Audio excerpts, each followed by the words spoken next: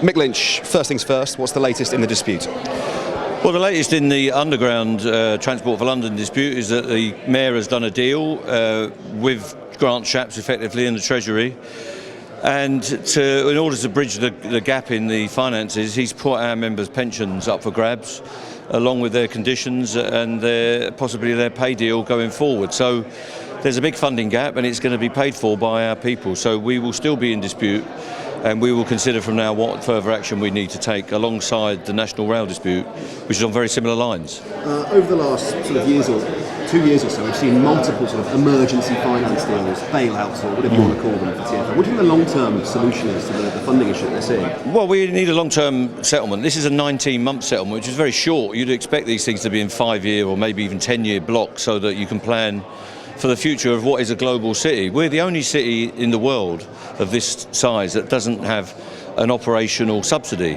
so that we can run the services and run the commitments in order to keep the country going and keep the city going.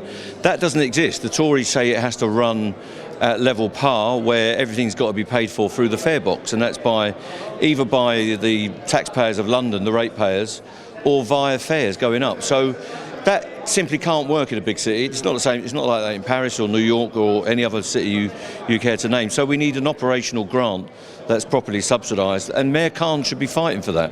And I hope he will do in the future. We need a political campaign for that to exist.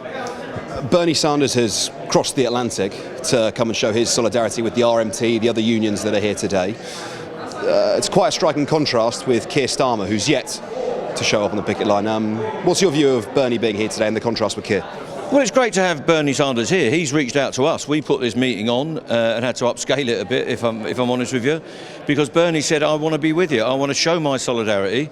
Of course, all these issues occur in different detail, but in every society in the world probably, and Bernie's campaigning for trade union organisation, for a square deal for workers all over the states.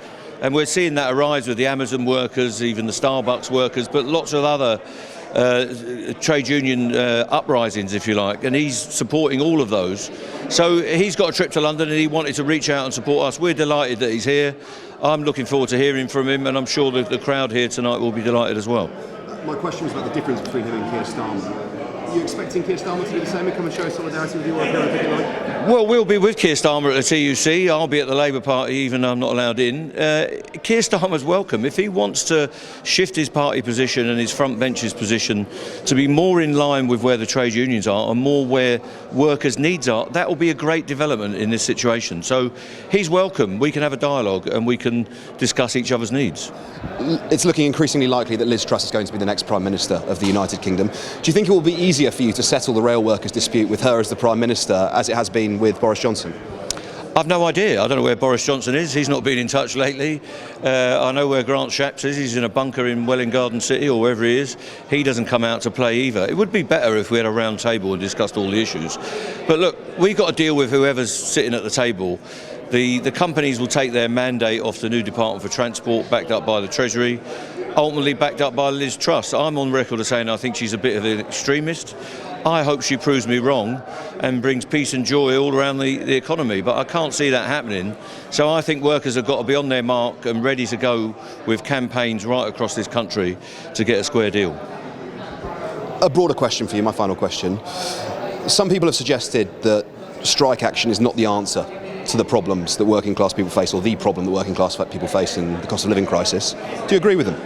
Well, the answer is negotiated settlements and getting deals that people can stick to. But one of the ways you get there, and one of the ways you apply the pressure and rebalance the equation in the workplace, is through organisation. And sometimes you have to take strike action. And if you're afraid to take it, or if you never take it, you're going to find yourself on the back foot. So the bosses and the government and the powers that be need to know that there's an assertive trade union movement prepared to back up their demands with effective industrial action that motivates a broad spectrum of working people in our economy, in our society. So it's a vital weapon and a vital tool of the trade union movement. And where does the Enough is Enough campaign fit into that? Well, they're part of a number of campaigns that are springing up. We're hearing campaigns all over the place, from very local ones about libraries, nurseries, to big national ones like Enough is Enough. I think it all fits together. We don't want any division or sectarianism. There's the People's Assembly against austerity. There are other campaigns that will spring up. We think it's a broad church. We can all work together. There'll be different details and different aspects, but there's no need for us to fall out on that. Let's all work together and get a real movement that achieves concrete outcomes for our people. Cheers, Mick. Thank you very much. All right, good man. Thanks, mate.